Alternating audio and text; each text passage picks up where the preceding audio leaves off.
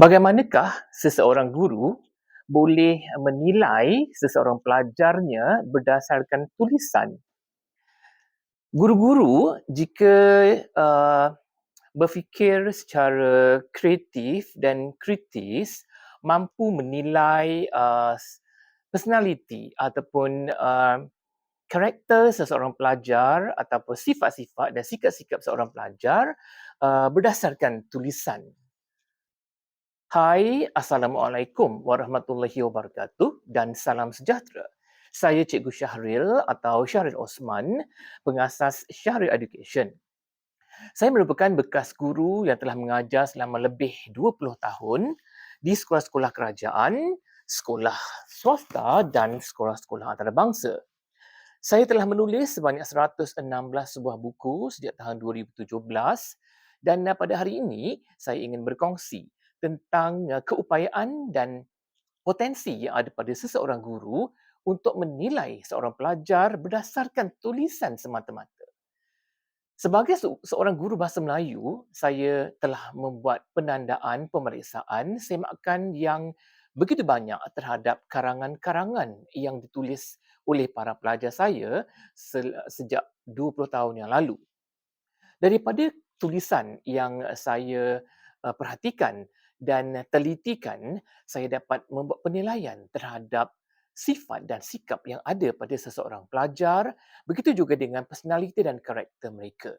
Maksudnya di sini bahawa guru sebenarnya mampu membuat penilaian dan mengenali pelajarnya berdasarkan tulisan.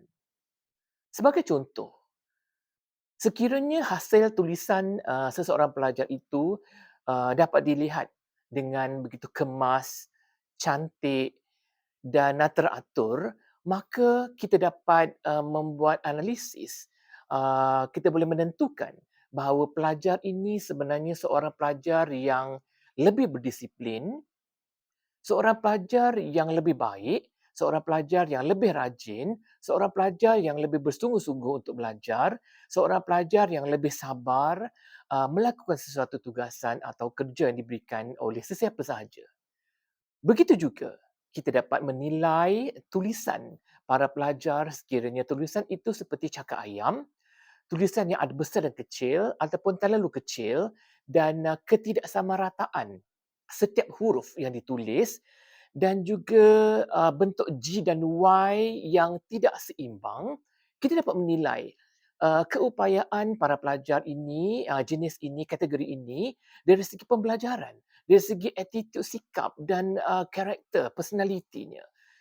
Dan dapat disimpulkan di sini bahawa para pelajar yang mempunyai tulisan yang sedemikian, biasanya seorang pelajar yang tidak begitu rajin, tidak begitu mempunyai tahap keupayaan belajar yang tinggi, tidak kurang bersungguh-sungguh dan kurang bermotivasi dan kurang berkeyakinan. Jadi pelajar-pelajar seperti ini sepatutnya bolehlah kita fokuskan, para guru sekalian boleh memfokuskan lebih kepada pelajar yang mempunyai bentuk tulisan yang begini.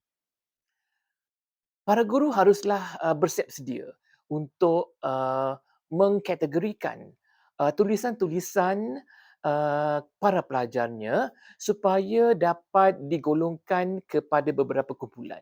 Dan kelompok-kelompok kumpulan ini haruslah dibuat analisis oleh guru untuk lebih memberikan penekanan dan fokus serta perhatian supaya para pelajar ini dapat memperbaiki setiap aspek yang ada pada setiap aspek kelemahan yang ada pada diri mereka supaya dapat ditambah baik lagi, supaya dapat dibaiki lagi.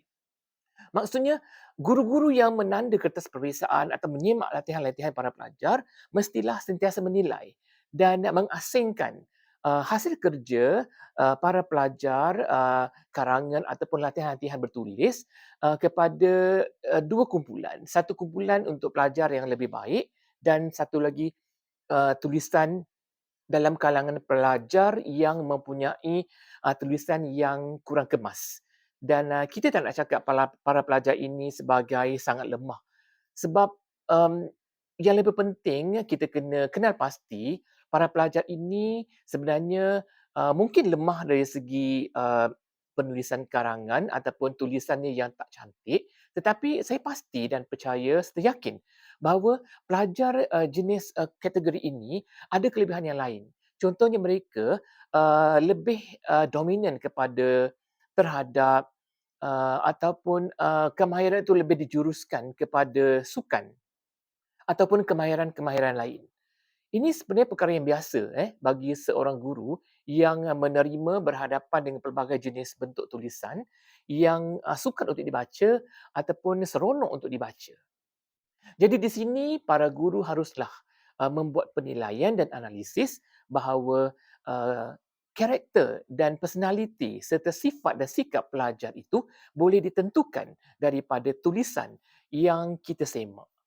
Jadi kepada semua guru di luar sana, kepada rakan guru sekalian, jadikan perkara ini sebagai satu yang boleh kita analisis dan kita jalankan satu kajian dan tindakan yang boleh membantu golongan pelajar seperti ini supaya terus dapat mampu bersaing dengan rakan-rakan pelajar yang lebih menguasai pelajaran dengan lebih baik. Jadi itu sahaja perkongsian saya pada hari ini. Semoga dapat memberikan sedikit tips dan manfaat kepada guru-guru dan sila ikuti video-video saya yang lalu dan juga video-video saya yang akan datang. Semoga dapat memberikan manfaat kepada kita semua. Sekian daripada saya, Syahril Osman, pengasas Syahrir Education. Assalamualaikum warahmatullahi wabarakatuh.